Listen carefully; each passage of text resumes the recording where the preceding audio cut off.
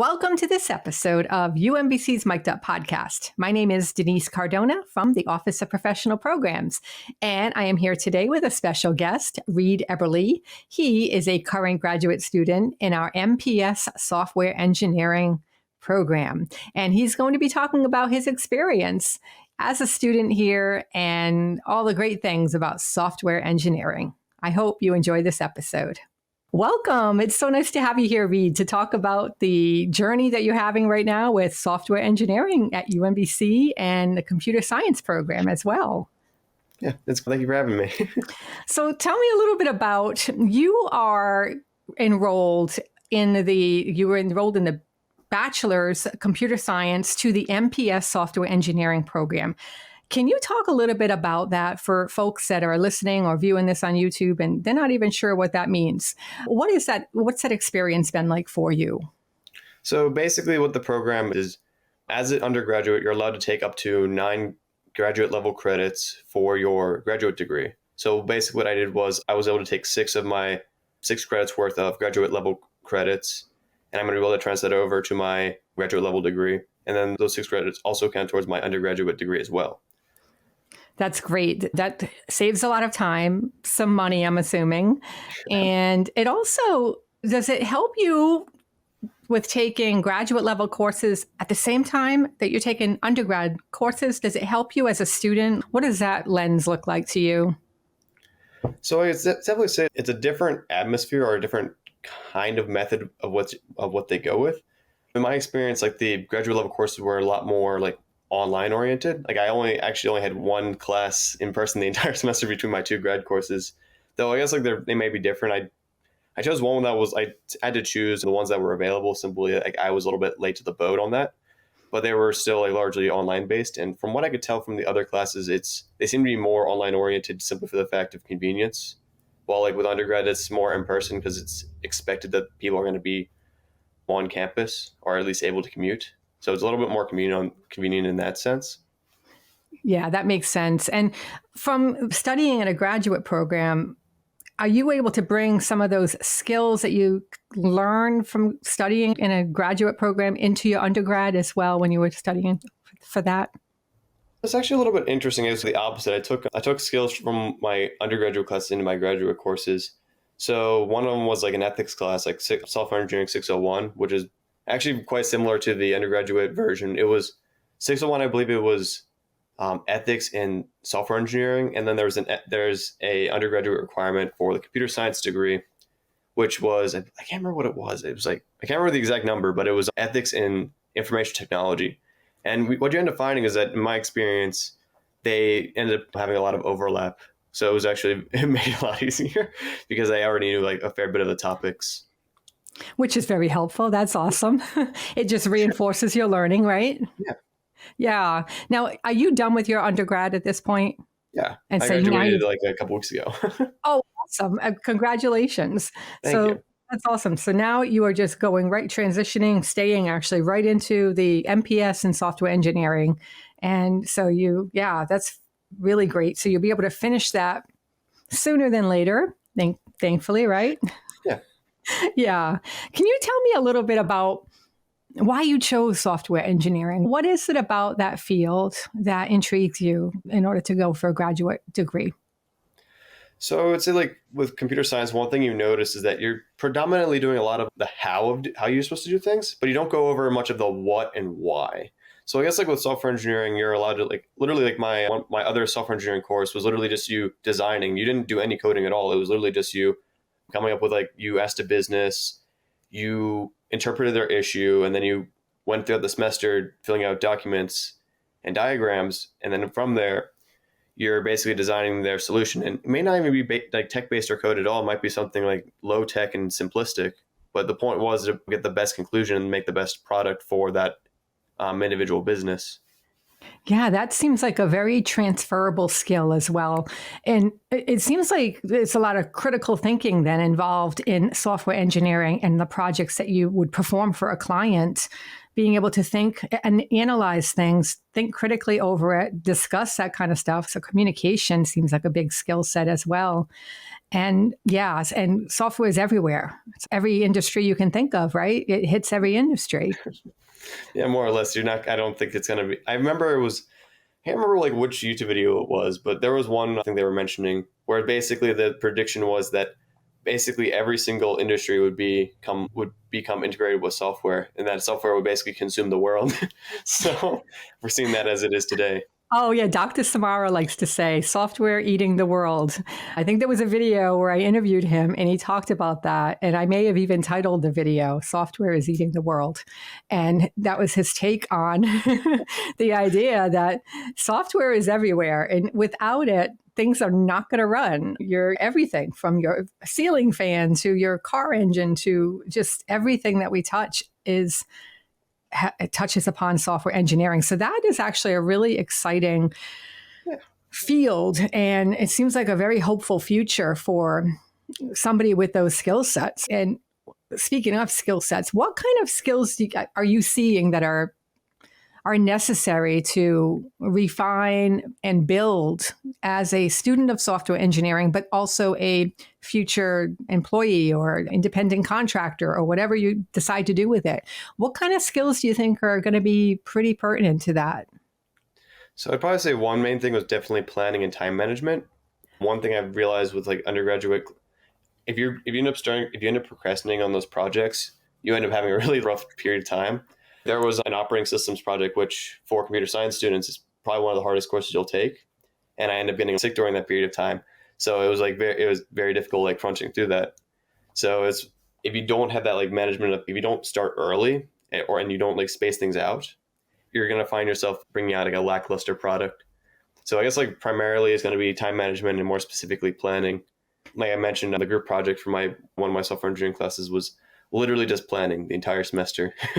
So that's like probably the big thing I'm getting from my software engineering is it's a lot of planning. Yeah, and that goes right back to what I said about the transferability of that skill.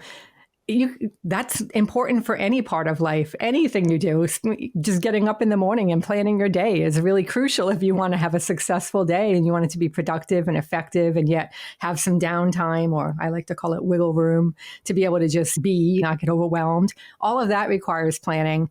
And anything that you do out in the real world, I call it, is planning essential. And that's just to be able to be on a team and collaborate and be efficient.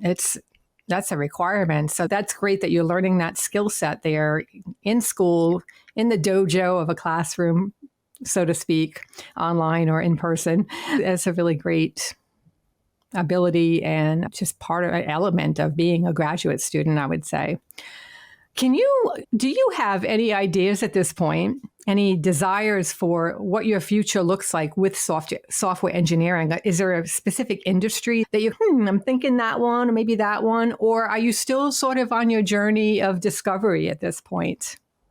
I would say I'm still very much on my journey of discovery. One thing I would say that I didn't really have the opportunity to do an internship over my undergraduate years. Part of that I could attribute to COVID. Part of it could be attributed to a little bit of niceness on my part, admittedly. But part of the advantage of doing graduate school is being able to have that chance to apply when I don't have distractions of COVID. And given my impression of graduate school, it seems like it should be like more manageable, simply since I'll likely be able to be home more often, simply because I'm not going to be on the dorm during the semester while I'm enrolled. So that'll give me more opportunity to look for jobs and internships while I'm enrolled. Yeah, absolutely. And I can say as a former graduate student, I just graduated a couple of weeks ago as well from a graduate program. Thank you, at UMBC. And it is, I wouldn't say it's like easy, obviously not. Definitely challenging if you want to do it right and you really want to learn and apply what you're learning in the real world. But it's set up really for working professionals. That's how I Yeah. found it, where my things were all online, some synchronous, some asynchronous. But my experience was we worked at our kind of our own pace, even though we had deadlines. This is how it is in the real world too. When you're working, people are counting on you. You have to be accountable to yourself and to whoever your team or your peers, in this case, in graduate school, your instructor. So it's teaching you those kinds of skills. And it's definitely, I would say, time management wise, it was definitely easier than an undergrad, because undergrad, you're juggling a lot of times, you're juggling that work-life balance, but school balance as well, and peer balance, and just social life balance. There's a lot going on when you're an undergrad that some of those things, thankfully, that's not really going to be as much of a distraction in graduate school. But of course, there are always other things that we have to deal with in life. Absolutely. But you brought on a really important point about getting kind of experience through, say, internships or something of that sort. Maybe it's volunteer work, whatever it might be. That's really critical. I always, gosh, that's like the advice I would give people who are in graduate school, to go out there and get experience, whether it's an internship or if it's just an organization that you really support and want to support, by doing some of the skills you're learning in school, applying those. Because when you get out into the real world and you start applying for work, that's what employers are looking for. Do you have experience? Do you have a portfolio you can show me that shows that you do have these skills that you're talking about in your resume and cover letter? And that's a critical point that I think a lot of people miss, is getting that experience, getting a mentor and working with a mentor to get those projects and help with projects that maybe they're working on that you can have some input and work on, because that's really where you're going to see how it applies out there in the professional world. And you might say, I really don't want to go into that field or that industry, but that one really seems like it would be really appealing, and maybe it'll open doors you didn't think were there. So I think that's smart of you to be considering things like that. And especially early on in your graduate studies, that's a really big benefit to being able to take advantage of going out there afterwards and getting the kind of pay and work and opportunities that's the name of the game, isn't it? Yeah, absolutely. Oh, yeah. So far, what has been, you say, your biggest takeaway from the courses that you've taken in software engineering? I think that's tricky just because, so I've taken primarily ethics, which was something I've already covered. And the software engineering course was predominantly, I guess the biggest one was from that system analysis and design class. And I guess the biggest thing was being able to cooperate with people, understanding that we need to be able to handle situations where things don't necessarily go your way. Like, you're going to have situations where you might have a group member where they may not be able to, for certain reasons, they may get stuck. You're going to have to be able to help lead them back on course so that the project goes well. And I guess realistically, the big takeaway is being flexible is going to be the most valuable tool in a software engineer's arsenal. Yeah, that's so true. Being flexible. Yeah. If you can be flexible, open, adaptable, that's a leg up in the industry, I would imagine.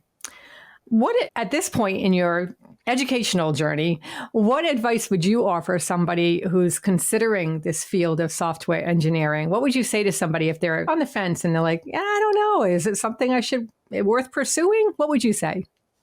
I guess it depends. If they're still if they're a freshman in college right now and they're still determining their major, I would probably first ask them, take CompSci 201 first, just because I've had a lot of friends where they take 201 and they realize, and I really don't like this. And if you don't like code, you're not going to like it at all. Like, one experience was, one of my friends he was doing bioinformatics, and he found out he just really didn't like it, because you're not really, part of it was the situation of you're doing a lot of the how, and like I mentioned before, you're not doing much of the what or why. So you have very limited creative freedom in CompSci. I would say for software engineers, if you like the coding portions of computer science, but you want a little bit more freedom on what you actually design, I'd probably recommend software engineering for those people, simply for the fact that I feel that's one thing where CompSci is a little bit lacking, because there's only one class, which is actually the software engineering class, which is required in the CompSci major, where you actually design something for yourself. Besides that, you're predominantly doing assignments, you're going through and doing what you're told instead of choosing for yourself.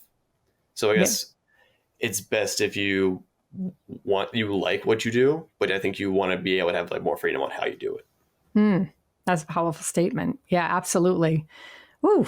Is there anything that I haven't asked you at this point that you think would lend value to the conversation about software engineering in general, or UMBC, or anything? I guess like UMBC in general is, like I mentioned before, definitely apply to internships during your undergraduate years. That's probably my biggest regret. Also, make sure you're investing into clubs. Like my biggest regret probably was, even though I was doing well in my classes, I felt like my balance was good. I felt like I spent a lot of time on things that weren't really necessary. Like people like to play games or hang out with their friends, which is great. But I think people would like to look back on the times where they invested in themselves and truly devoted themselves. Because I imagine like there are people, I've seen the people who end up been officers of the Cyber Dogs, which is like the cybersecurity club, or other like tech-based clubs. And like a lot of the time, like those officers like have jobs straight out of college because like they invested so much of their time, and they're probably much stronger applicants than the average UBC student. So when looking for a job or investing in yourself in college, highly recommend clubs, especially like in your industry, just because they're very helpful. You have a very enthusiastic group at UMBC. And then you also want to invest into internships early. Probably like freshman year, like from what I'm aware, you probably can apply. You might be able to. But I would definitely say try to get into an internship in your sophomore or junior year, just because that work experience will be generally invaluable, especially on the resume. Absolutely. Oh, my goodness. Yes. Well, thank you so much, Reed, for sharing your insights with us today on UMBC's Mic'd Up podcast. It was really enlightening, and I think it'll be helpful to people who are listening in or viewing in if you're viewing this on YouTube. If they're on the fence or curious about what software engineering is and how UMBC has made your educational journey so far a great one. So thank you so much for sharing that. Of course, thank you for having me. It was a great time being here. Thanks for listening to this episode of UMBC's Mic'd Up podcast. I hope that you enjoyed it. If you'd like to learn more about our offerings, do a search for graduate programs in software engineering at UMBC or click the link in the description.